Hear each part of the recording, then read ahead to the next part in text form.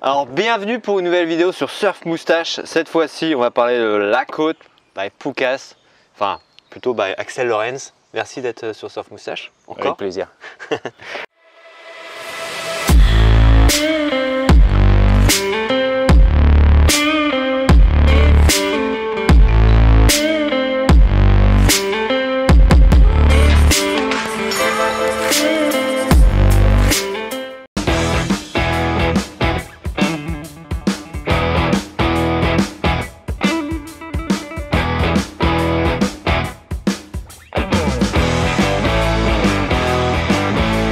Alors, cette petite planche, tu me disais qu'elle avait une histoire assez sympa. Vas-y, je te laisse Ouais, en expliquer. fait, ma fille revenait d'Australie et elle voulait se mettre HPP. Et on cherchait quel modèle on allait faire, on regardait dans le catalogue et après on s'est dit qu'il n'y avait pas de planche qui correspondait à nos deux gabarits et ni à notre niveau et tout ça pour pouvoir faire la même. Ouais. Et du coup on s'est dit on a qu'à essayer de se faire un mid-length qui irait un petit peu pour tout le monde. On n'a pas fait le même pour les deux, quand on a eu des cotes différentes, mais on est parti sur un modèle qui pouvait être accessible à tout le monde dans l'idée du mid-length. Mais souvent ce qu'on retrouve c'est évidemment des planches un peu plus longues avec beaucoup de volume, avec lesquelles on peut prendre beaucoup de vagues, mais qui sont assez difficiles à tourner si on n'a pas un minimum de niveau, ou si on a encore pire un petit gabarit. Et du coup j'ai voulu une planche qui soit vraiment très maniable, facile à bouger, et du coup j'ai vraiment travaillé sur toute cette partie arrière en essayant d'aider à la maniabilité. Donc on voit qu'on a un arrière en round-pin très étroit par rapport au reste et surtout très fin avec un V qui s'accentue sur l'arrière, donc c'est vraiment très facile à bouger avec un maximum de contrôle. Au niveau de ton outline, déjà tu es sur une planche du coup qui peut même être surfée par des débutants en fonction de la taille, tu l'adaptes. C'est ça, en fait, un vraiment débutant va prendre une taille un peu plus grande. Si on vient d'une planche en mousse école par exemple, on va prendre entre les 7, la gamme va de 6,4 je crois jusqu'à 7,6. C'est ça. Donc un débutant va la prendre plutôt entre 7 pieds et 7,6 suivant son gabarit. Ok. Et après on peut la prendre plus court suivant comment on se débrouille. Mais c'est vraiment accessible à tout niveau et voilà, du coup même les gars qui surfent bien s'amusent avec parce qu'elle reste très réactive, facile à bouger. Bah, c'est clair, tu le sens directement en fait quand tu regardes l'outline de la planche. Déjà elle est à l'aise dans un peu tout type de vague au final, parce que même quand il y a plus de taille, tu as de la longueur de rail, donc ça tient bien la ligne. La board tient bien sa ligne. Tu as vachement de largeur, tu vois, tu as vachement de largeur beaucoup de largeur sur l'avant de la planche. Et quand tu arrives sur l'arrière, sur le dernier quart, tu vas vraiment affiner, comme tu disais. Ouais, complètement. Ouais. On a tout le volume et toute la largeur en fait sur cette partie, sur cette partie-là de la planche, qui aide vraiment pour que ce soit pour la rame ou dès qu'on avance sur la planche. Et après, malgré le volume qui est énorme, sur celle-ci qui doit être 6,8, 21 quarts, je crois, 2,7/8, un peu plus de 44 litres, on a un rail qui reste super bas. D'accord. Et du coup, qui reste facile à rentrer dans l'eau. On n'a pas besoin d'avoir un super gros gabarit ou des appuis. Donc tu vois là le rail. Des appuis monstrueux et on voit surtout que le rail vraiment s'affine vraiment sur l'arrière. Ouais, tu vois que vers l'arrière il est très foilé et très fine et étroite derrière. C'est ça, c'est ça. Et au final il est assez rond aussi, donc pas trop sensible. Non, la planche du coup est super fluide, il y a une très bonne transition d'un rail sur l'autre, elle est facile à bouger. Après, comme je te disais, elle marche dans des bonnes conditions avec un rail qui reste bas, quand il y a vraiment de la place dans la vague ou que ça devient gros. Mais c'est souvent les mid-length, c'est dans les petites conditions qui deviennent difficiles à bouger, quand il y a peu de place et tout ça. Parce que tu as de la longueur. Parce que tu as beaucoup de longueur et c'est pour ça que l'avant reste quand même pas trop rond non plus, il est assez étroit, un peu en pointe, très fin aussi sur l'avant. J'ai enlevé pas mal de volume pour éviter d'avoir trop de poids sur la partie avant de la planche, qui est c'est assez gênant de surfer avec ça.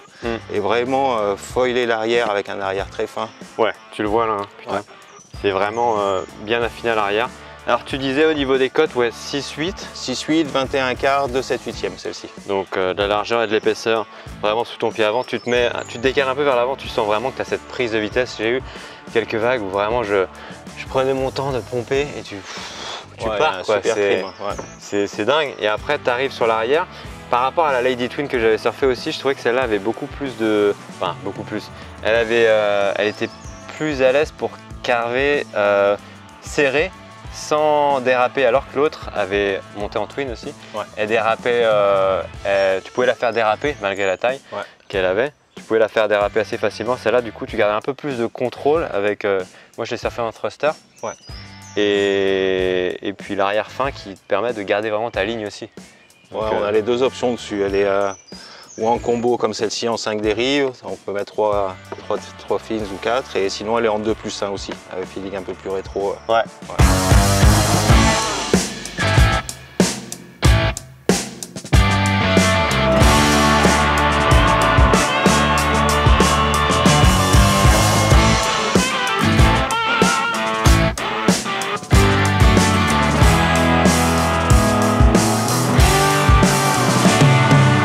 Ah oui, le rocker, on n'a pas parlé du rocker. Bah t'as pas énormément de rocker.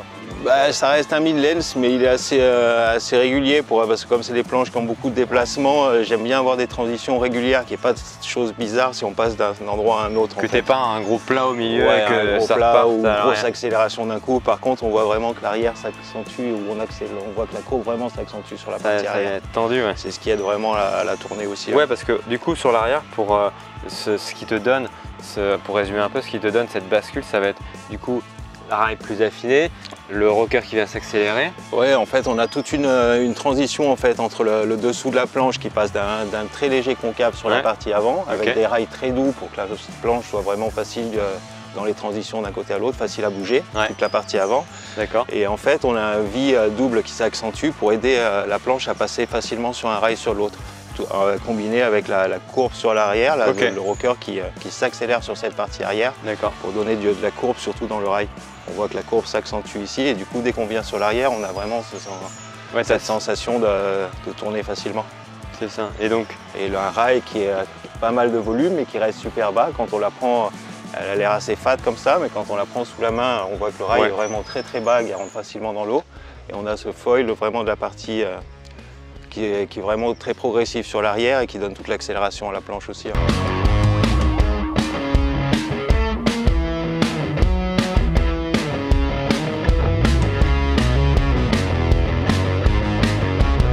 Au niveau de la carène sur la planche, on a dit qu'on avait un V-belly ici.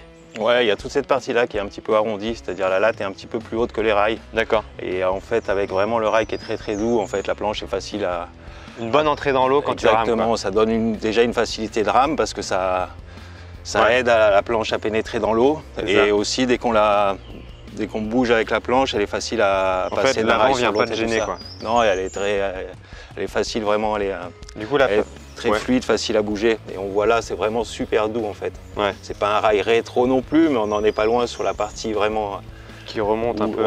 Où normalement sur des planches très performantes, on a un petit peu plus d'angle ici qui va donner un peu de la réactivité. Mais là du coup, comme c'est une grande planche, c'est vraiment pour l'aider à... C'est ça.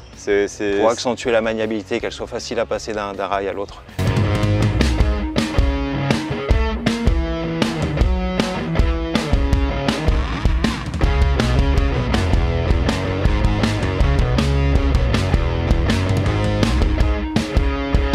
Donc là, tu es sur un V-belly, tu arrives dans un très léger concave là, et qui va transitionner sur un V qui s'accentue sur l'arrière et un double concave entre les deux. Donc vraiment, comme tu expliquais avant, pour te donner cette bascule sous le pied arrière, vraiment sympa. Au niveau de la construction, la planche, tu m'as dit que c'était en... On l'a en standard, en clear, avec ou sans la déco, qui je trouve assez sympa, assez soft pour une planche comme ça, avec ces deux petits... Ces deux petits résines panel noirs au milieu là, et ou en finition résine teintée, cut lap et résine panel comme ça. D'accord. Au niveau du tissu, tu m'as dit c'était... C'est plus costaud c'est des planches qu'on garde plus longtemps et il y a beaucoup de déplacements dessus et le poids gêne moins que sur une planche perf, on va dire. Du coup, on a besoin aussi de cette petite inertie qui aide dans le trimming, qui aide dans la rentrée de vagues. Ça fait du bien un peu d'inertie sur ce genre de planche. Donc il y a plus de fibres que sur les... En standard dans les petites, on est un 4 dessous, un 6 et un 4 dessus et je crois que sur les plus grandes, c'est tout en 6. D'accord, tout en 6. Après, on peut jouer dessus, ça c'est à la demande. Bon ben voilà, c'est tout sur la Poucas-la-Côte d'Axel Lorentz. Merci de nous avoir reçus chez toi pour présenter cette petite planche. C'était cool, avec plaisir. Toujours un plaisir. Et puis, si vous avez des questions en direction les commentaires de cette vidéo, n'oubliez pas de vous abonner à la chaîne. Et puis, on n'a qu'une chose à vous dire, bon surf. You